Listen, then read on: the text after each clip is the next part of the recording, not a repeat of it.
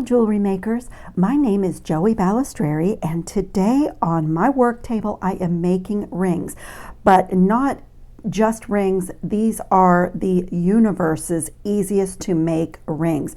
For making these, you do not even have to turn a loop. It is essentially a gluing project, and I will show you what I did. I have a few samples here because when I started to practice with the design, I just saw so many unfolding possibilities. So the one I am wearing, I used a druzy bead that had this amazing sort of cutout. I can actually see my wire going right through the crystals, and I used some amethyst chips, and then I decided to embellish with a little bit of fine gauge wire. And I'm doing these as a bypass ring, but you could do it so that the two beads meet each other if you prefer that look.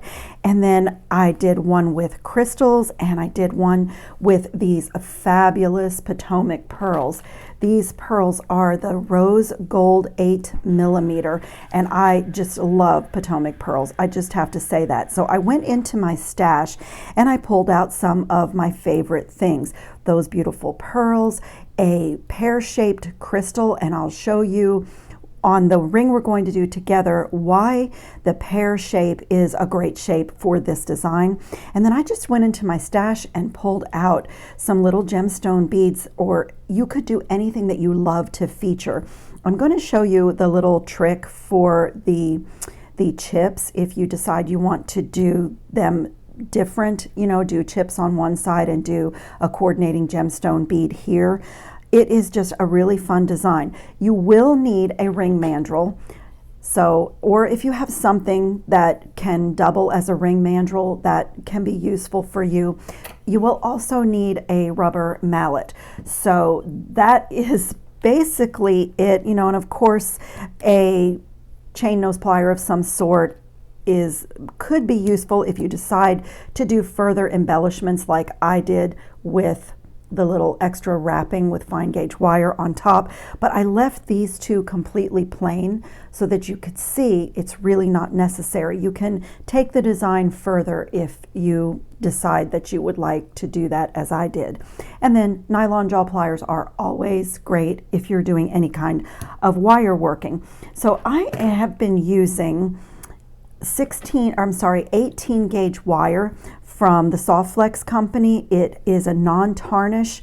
I have the non-tarnish copper, and I did the one I'm wearing and this one in the non-tarnish gold.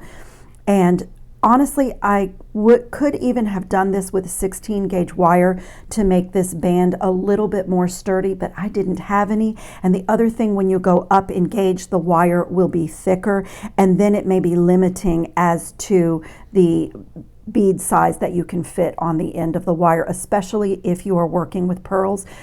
Pearls are notorious for having smaller holes, and glass pearls, are exactly that way. So it really depends. And then of course, if you're looking at gemstones and gemstone chip beads for your design, you will have to have a look because they're always inconsistent with their holes.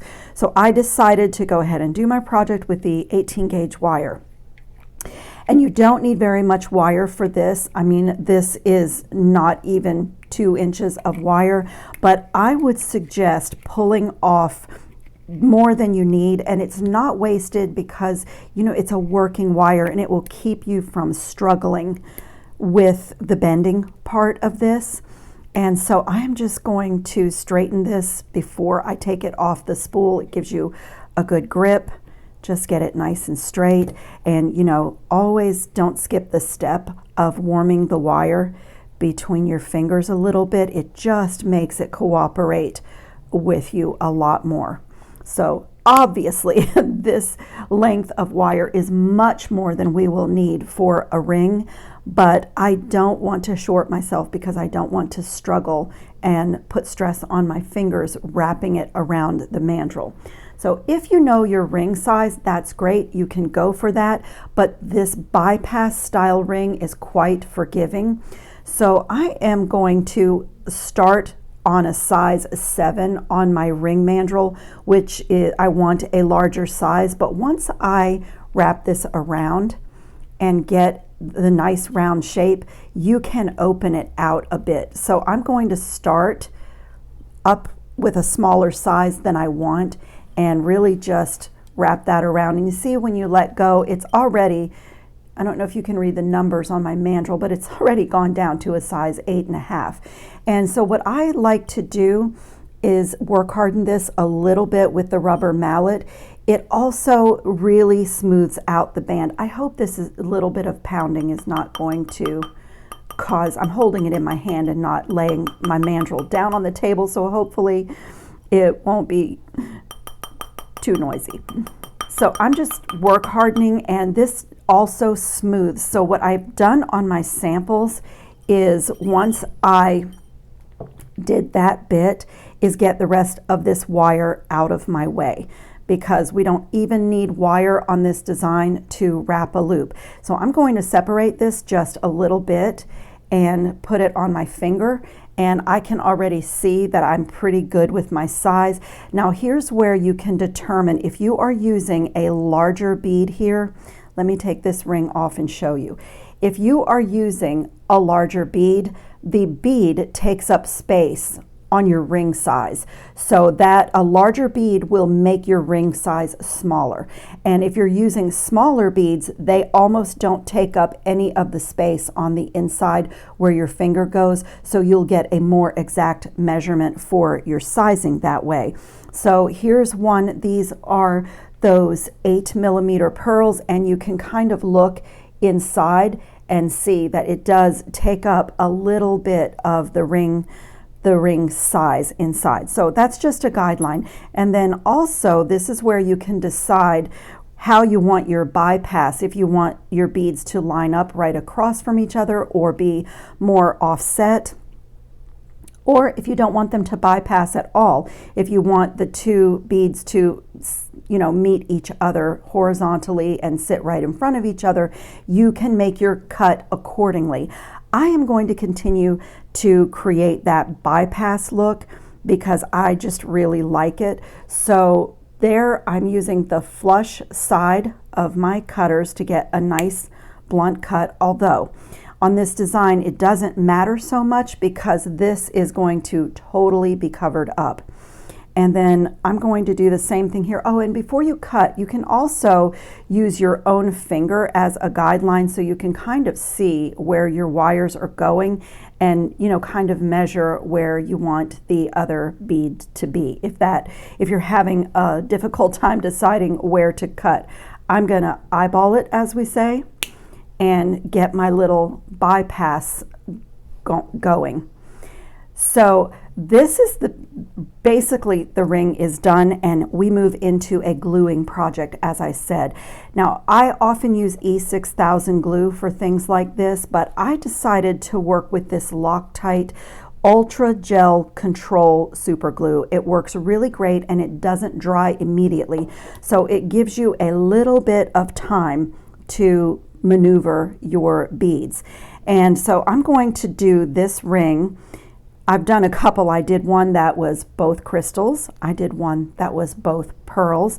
I did one that was a druzy and an amethyst chip bead. So give you a little bit of design ideas. And I'm going to do this one, a pearl and a crystal.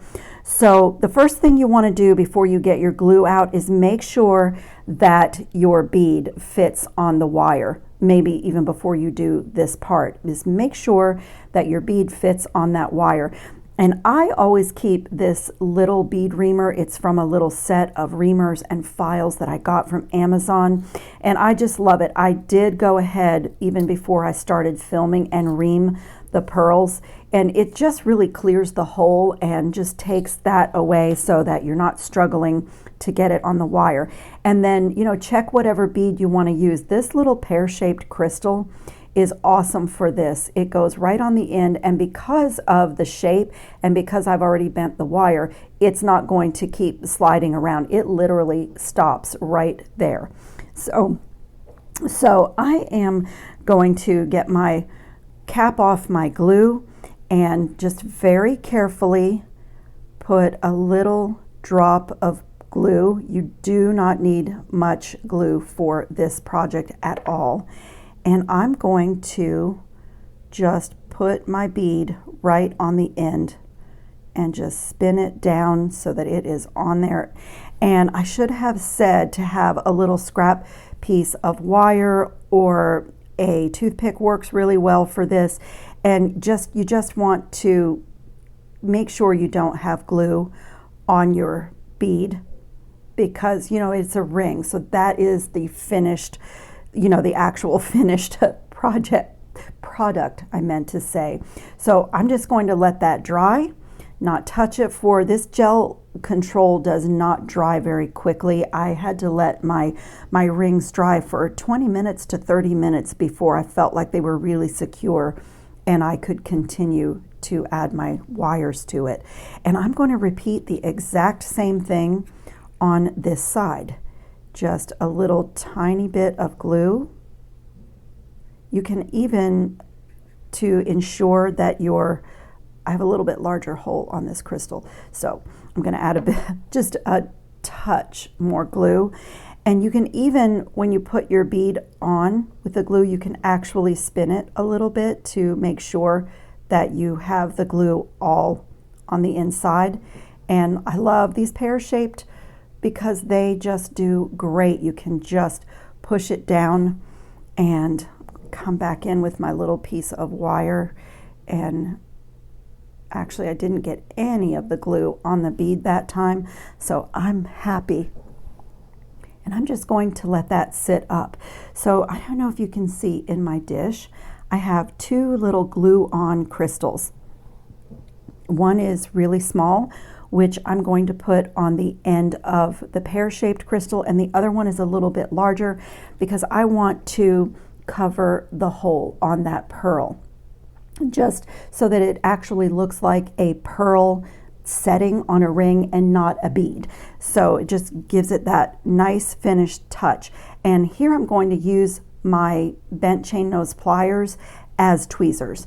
That will just make sure that I don't have glue smeared on my pearl, and that I have a little control. So it is just that tiny amount of glue, and I'm going to just pick up my crystal and just center it. Oh, my hand is shaking a little bit.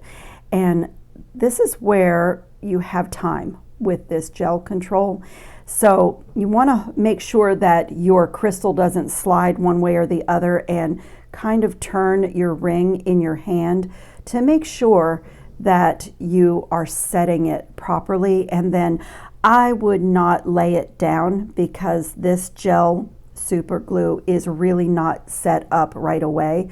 So either have a place that you can prop it up, or I'm patient. I love making jewelry, and plus I get to talk to you while I'm waiting for it to set up a little bit. But yeah, you can feel that it just needs a moment. And I'm going to repeat the exact same thing, and this side might be a little bit trickier because if you can see, the crystal is much smaller. And I'm going to do that exact same thing. I just want to cover up the hole in that crystal bead so that it actually looks like a ring gemstone or setting and not a bead. This technique just makes a simple bead look like so much more than what it is. Just get a hold of it, steady my hand, and set it in place. And I'm just going to give it a teeny bit of pressure with my finger, and then just do just as I did on the other side. Just turn it a bit in my hand and make sure that it is going to dry. See, the pearl has moved a little. The little crystal has moved a little bit. It is still not set up. That looks pretty good to me. What a beautiful, easy technique. And literally, when this ring dries, it is done. And this is a fabulous way to feature your favorite bead. Like I had a strand of druzy from the bargain bead box website, and this bead was just stunning. It's like a geode, and so I'm able to really feature this bead and hold it in place on the prettiest side of the bead. And you know, any bead that you just love the look of, that has a lot of sparkle, or I do happen to love Potomac pearls. I love the finish on these pearls. So it is a great way to feature any bead you have that's special. And you know, then when you wear it, also you can see that bead and truly enjoy it. So I'm going to let this dry, and from here you can totally be done. But if you wanted to come back with a contrasting very tiny wire, a fine gauge wire in gold that you could wrap, if you just want for decoration to have some coils going around the shank of the ring, you could do that. I had decided to do that on this one because I had a little space between my gemstones to lay that fine gauge wire, and just added a little bit more dimension and just another layer to this ring. So you could totally do that, but you can also be done. And I'm going to try to very gently set this here. I want to just leave it alone and not touch it for about 15 minutes or so. And let me just dump these out and kind of show you. I'm also going to take a piece of wire and show you about the chip beads. And if you were working with chip beads, you would probably figure this out on your own. So I'm just going to test the beads. So I went through my whole strand of chip beads and looked for ones that would sit nicely on the wire and also sit nicely next to each other. Now, I don't have my bend in this wire yet, so these are just beautiful on here. Look at, you have to just kind of choose individually. It's kind of like a gemstone puzzle. And see, like this one, the drill hole in this chip is at a bit of an angle, and see how it doesn't sit properly next to the other gemstones. And so, that's just if you're working with chips, just a little tip is to choose your stones on a little sample piece of wire ahead of time, whether you're going to do 2 or 3 or even more, depending on if your ring is going to be bypassed with another large bead. So that is just a little bit of a tip for choosing your beads. And this project is totally finished and beautiful, and I just love it. It's so simple. If you've watched any of my other videos, you know that rings are a bit of a challenge for me because I have not made a lot of them.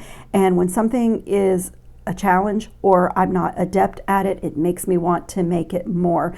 And so I was just playing with this design in my head, and I really hope that you found some inspiration with this design and that you'll go into your own stash and give this a try. Most of us have this wire already on hand and our glue that we use in jewelry making.